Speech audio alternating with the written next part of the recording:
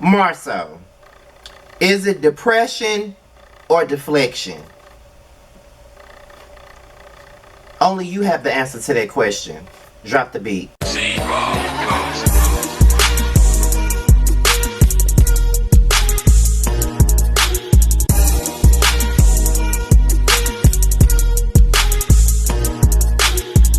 What's going on, you guys? It's be your boy Scotty by Nature, and we're here for another review of Love and Marriage Huntsville. Before we get into the review, I just want to take out the time to thank you guys for the condolences that you guys have sent to me today. Today has not been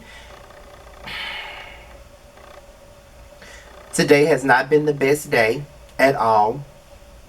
For those of you who may not have seen my Instagram post or even my Facebook, some of y'all on my Facebook or my YouTube community post, that one of my childhood friends passed away today. It's been a hard day. I wasn't sure if I was going to get up here and do any type of review, but I'm here. And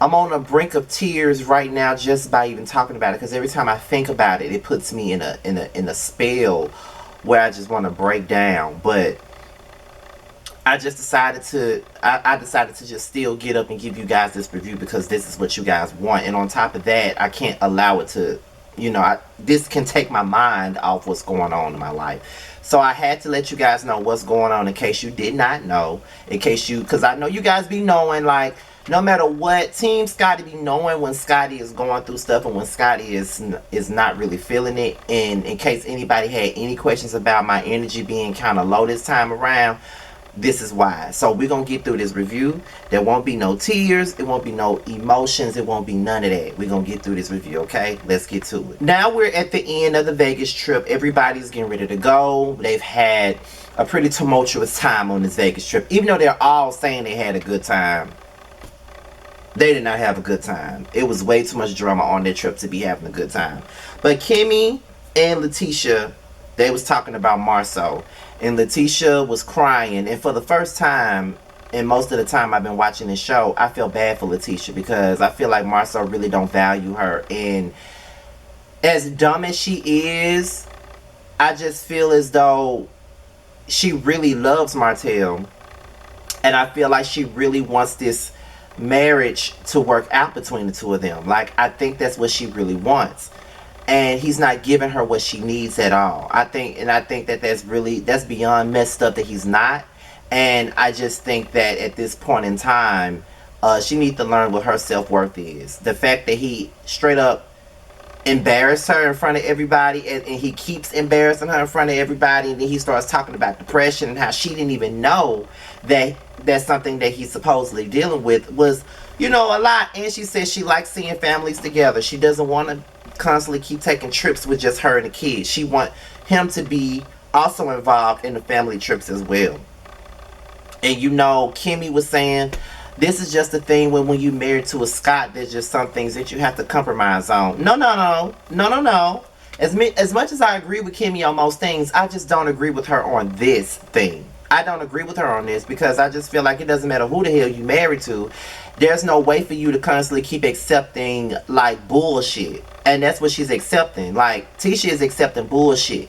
And I don't give a damn how much I don't like her like that. I don't think that she deserves that, because she really loves this man. But he just constantly lets us know how much he does not value her at all. She's nothing to him. And that's harsh for me to say, but that's the reality. She is nothing to him. And he makes that known every time he opens his mouth, that she's not worthy of him.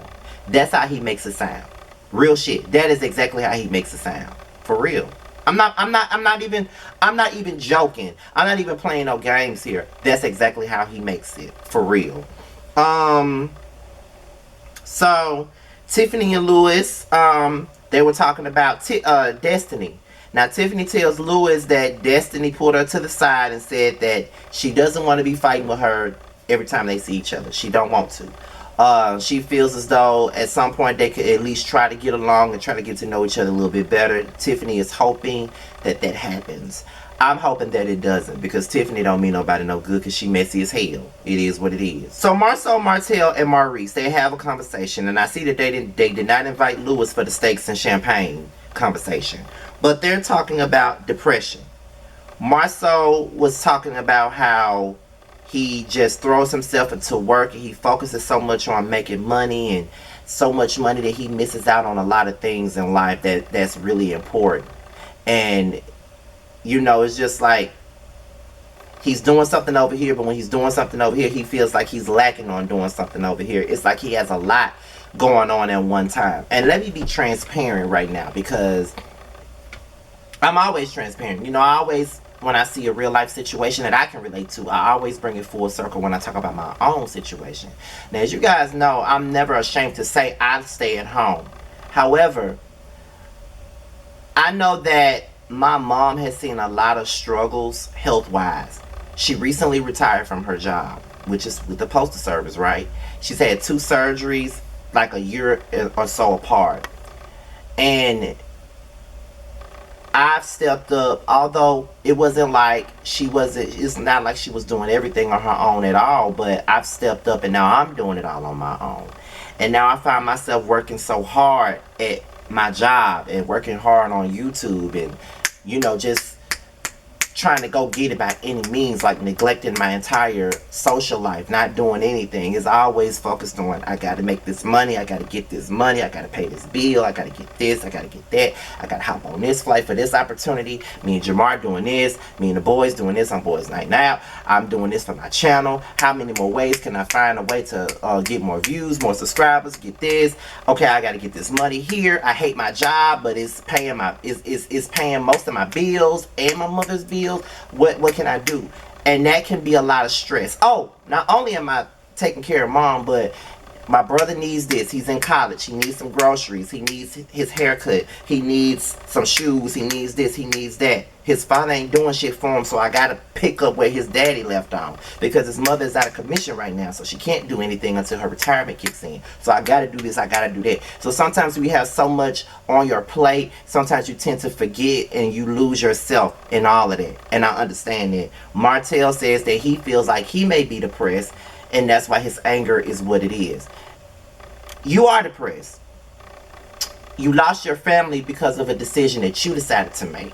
And now you're regretting that decision. And now that you see that the one person that had your back is moving on without you, now you're depressed, and now you're angry, and you're lashing out. But one thing I can say is this right here. I will say a lot of people were not buying this conversation, but I do appreciate black men having this conversation on TV, because we don't talk about depression, we don't talk about therapy, we don't like to delve into that. So I'm glad that that was out there. Melody is ready to go. She feels like her piece was interrupted on this trip. I feel like you played into that interruption of your piece yourself, because listen, Mel is manipulative as fuck. I see right through all that Maybelline. I see her for who she is. She's very manipulative, and she's very antagonistic, and she's very messy, and just, I see right through her. Martell is full of shit. We could read Martell all day, and I've been doing it since I started reviewing this show, so my feelings on Martell does not change. But Melody ain't shit either. I just gotta be real. She childish, and she's manipulative as fuck, and I see right through her ass. It ain't just him, it's her too, because she toxic as fuck too. I see it. Can't nobody tell me that it's not there in both of them. I see it. It ain't just him, it's her too. Because she antagonizes that man just as much as he antagonizes her. But see, she likes to play the victim, and so does he. Both of them are meant for each other. Watch. So Tiffany and Melody, after everybody comes back from Huntsville, Tiffany and Melody discuss the after effects of Vegas. Now, Tiffany said she had been trying to reach out to Melody, but Melody wasn't getting back with her. And, Melody felt like she needed to decompose and just, get rid of all the energy that she had when she was in Vegas. Then they start talking about Destiny. Melody starts doing that bullshit she always do, apologizing to Tiffany on behalf of Destiny, as if Destiny ain't no grown-ass woman who can't speak for her fucking self. Still making this woman out to be the aggressor. Still making this woman out to not have a legitimate issue with Tiffany, as if Tiffany did not start this whole feud between her and Destiny. Melody is a fraud. She's fraudulent as fuck, and she's not no real friend to Destiny. Destiny be riding for Mel, but Mel do not be riding for Destiny at all. And y'all can sit up here and try to front on me all you want to, but she does not. She does not ride for Destiny the same way that Destiny has set up here and rolled for her. Period. Y'all can't tell me nothing different. I don't care what you say. Mel is not a good friend to that girl because she constantly takes Tiffany's side. She never calls Tiffany out on her shit. She always blaming it all on Destiny, and I'm tired of it. Tired of it. Melody is not. I'm telling y'all, Melody ain't shit. I don't care what none of y'all say. So Martell takes little Martell to Lewis so he can be coached by him. So we learned that Lewis is a coach. He looks like a fucking coach. So then they start talking about Martell's issues with Mel. Okay. He says that they don't have no good communication. And he wants to be able to have communication, better communication with her. He hates that they're in the place that they are in. He doesn't want to argue with her every time she comes around. Then he starts talking about his issues with the babysitters. He feels like his kids are being raised by a babysitter. Mel don't have the kids as much as she's supposed to in his eyes. So now he wants to go for full custody of the kids because he feels like Mel is too busy for the kids. But if she always have babysitters, where the fuck are you at? That's my question. Stop trying to make this woman out to be a bad mom. Like, that's what you're insinuating. You're insinuating that she's not a good mom. You're insinuating that she don't do for her kids the way she needs to. That's what you're doing, and I see right through you. Just like I said, she's manipulative. You are. Both y'all do that same shit. Y'all are so committed to making each other look bad that y'all don't even see the error of your ways. And then I had someone comment the other day on one of my last love and marriage videos talking about I'm being judgmental to their situation. I'm not being judgmental to their situation. I'm calling it as I see it. They look fucking stupid. They look like childish ass teenagers who don't know how to communicate with each other. Yeah, this is how divorced people act, but it doesn't make it right. I've seen divorced people who have way more respect for each other and way more communication, despite the fact that they ended on a bad note. They are able to communicate better when it comes down to the kids. They can't communicate about shit. All they want to do is one up the other one. I want to make him look bad. I want to make her look bad. Let me see what I can do to make him look bad. I'm gonna drag her through the mud. I'm gonna make up lies about her. I'm gonna say this. I'm gonna say that. I'm gonna say anything to make her look bad. I'm gonna say anything I'm gonna say to make him look bad. Oh, the kids. I'm gonna drag the kids into it. We're gonna drag these kids back and forth like a seesaw. We're gonna do it all. That's what they do. So you can sit up here and call me judgmental all day, but it's the fucking truth. They are toxic as fuck and ain't nobody paying but the kids. Those are the ones that's paying for the bullshit that they're doing. The fucking kids. That's my whole point. Y'all so quick to call somebody judgmental when they calling it for what we see it as. Bullshit. That's what this is. Bullshit. Mel and Martell is on bullshit. Period. He can't deal with the fact that he fucked up when he fucked on that woman. That's what he can't understand. And now he mad at her because his career is down here and hers is elevating since she left him.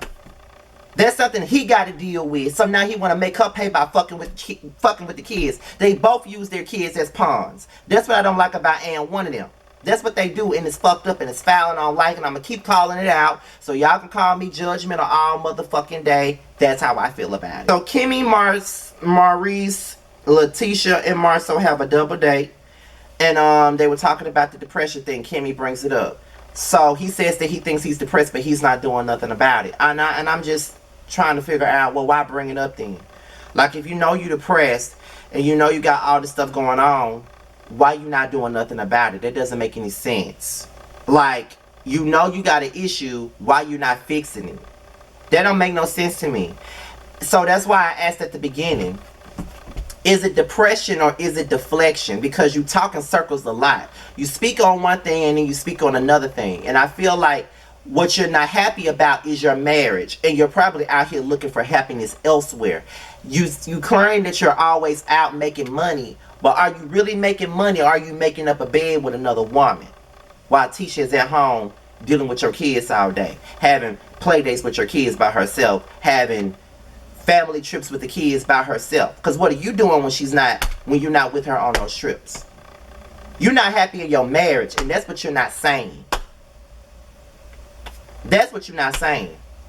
Letitia looks like a damn fool begging you for some communication, begging you for this, begging you for that, and you can't even give it to her because you're so self-centered.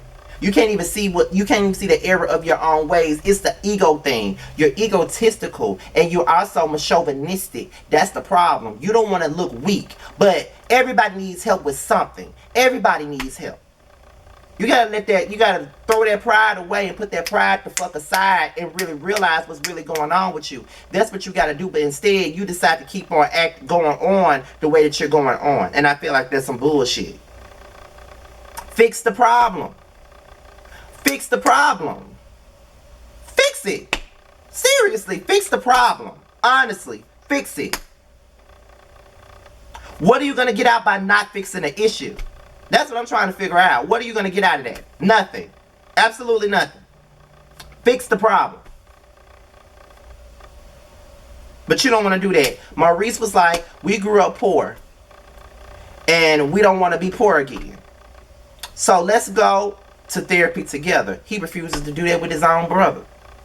He's full of shit. So Mel and Martell meet up, and you know, Martell was like, that he wanted to discuss everything. He was talking about the argument that happened in Vegas, everything that happened, the triggers and stuff like that. They were talking about that. And then the conversation started off peaceful, but then it eventually elevated. And they started talking about the past and how Martell has been disrespectful to her for years and years, and how she's allowed, and how he couldn't keep his penis in the house, and how he couldn't do this and how he couldn't do that, and it's already back there. And then you know, Martell starts bringing up the babysitters, and you know, Mel was making some points. No lie, she was making points. It's because it just felt like Martell was really sitting up here trying to make her out to be a bad parent, like straight up. That's your whole end goal, is to make her look like a bad parent, just like her end goal is to make you look like a bad father. Both of y'all on the same type of time anyway. You talking about you want to put a petition in for full custody. Go ahead and do it. What you got to offer? What's your money looking like? Because this is what this is really about. I just need, like, I'm not even going to stay on that last conversation because it's some of the same ass shit. And we're going to get some of the same shit for the rest of the season. I'll be watching it, and yes, I'll be reviewing it and all of that. But it's ridiculous and it's fucking sad, honestly. It really is. But y'all, that's my review on Love and Marriage Huntsville. Be sure to like, rate, comment, subscribe, share this video. Click the notification bell to be notified whenever I drop a video. Follow me on social media. My Twitter and my IG will be down below. I do follow back on IG, so if you are a part of Team Scotty, please DM me, hashtag Team Scotty, and I will follow you back, okay? Like I said, thank you guys for all the condolences that you've sent me with me going through this trying time with losing my childhood friend. It's been a rough day, but I'm here and I got through this video, okay? So with that being said, you guys, I'm out of here. Until my next video, I'll holler at you later. Peace out. We can always find our way to a fun moment, even in the shady bunch.